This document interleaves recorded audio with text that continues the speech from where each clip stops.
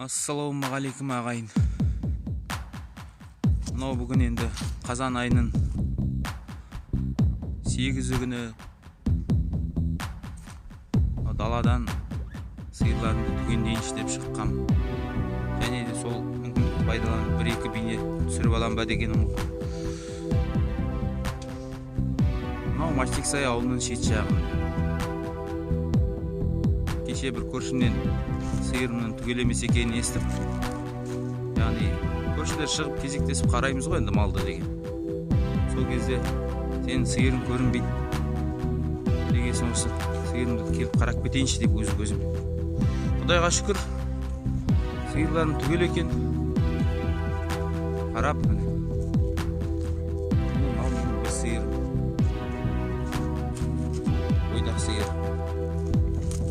Бұл сиыр деке ғана бізде.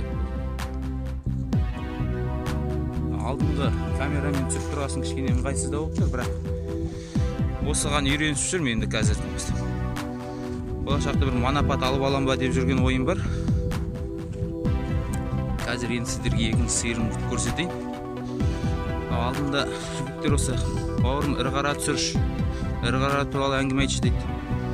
Ірі-қара туралы әңгіме айтсақ, енді біздерде ірі-қара осы ауылда осылай осы өзінің еркіне жібереміз.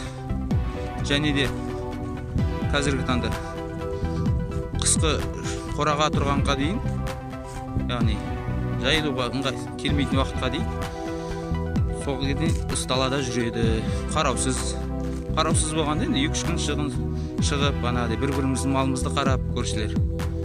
Сөйтіп бір бағытқа шығатын малдарды қарап жүреміз. Жоқ болса жоғын айтамыз, бар болса барын айтамыз енді. Кеше сиырлар аздап бөлініп кеткен болу керек.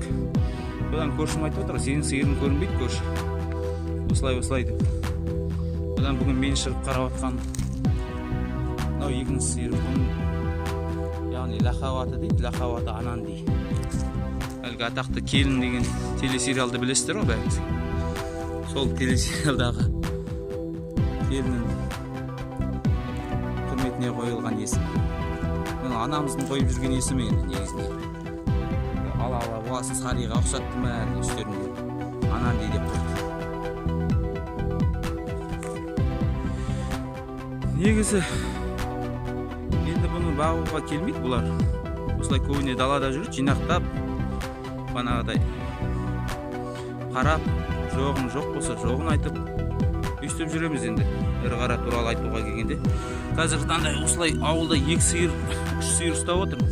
Біреу үйде сауында. Ол да осылай жайылып келіп осыларға қосылады. Осын кері кетеді. Мен күн бағытына тұрып алған сияқтым ба. Күнге бұлай, осылай тұрмын. Мынау енді қазір биыл әйтеуір кішкене жаңбыр болып алдында күзде. Жаңбыр жақсы жауып тұр. Құдайға шүкір. Мынандай көп жерден бір 2 сантиметрлік қазір сіздерге көрсетіп. 1-2 сантиметрлік осындай көк. Көрініп тұр ма сіздерге? 1-2 сантиметр осындай көк шөптер шығып жатыр. Күзгі көк дейді бұны. Бұндай жусан түптеріне жақсы шығады. Ол күзгі көкті. Күзгі көк шықса мал көп әріге ұзамайды. Осы көкке жайылады. Күздегі жаңбырдың жауғаны болса себебі. Күзде бұрын бәріміз күзде жаңбыр жаумады. Күзде жаңбыр жауса банағыдай мизам шуағы уақытында осылай көк шығар еді деп. Күздегі малдың семіретін уақыты осы көкке семірет көбіне.